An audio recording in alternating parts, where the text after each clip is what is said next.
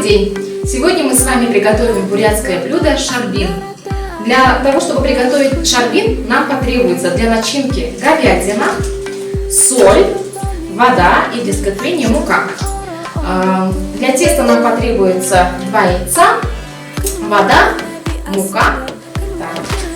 Начинка у нас готова, мясо у нас готово. Значит, мы приступаем к тесту. Для этого мы возьмем 2 яйца и смешаем с солью, водой и добавим муки. Замесим тесто густое, чтобы не прилипало к рукам. Тесто у нас готово.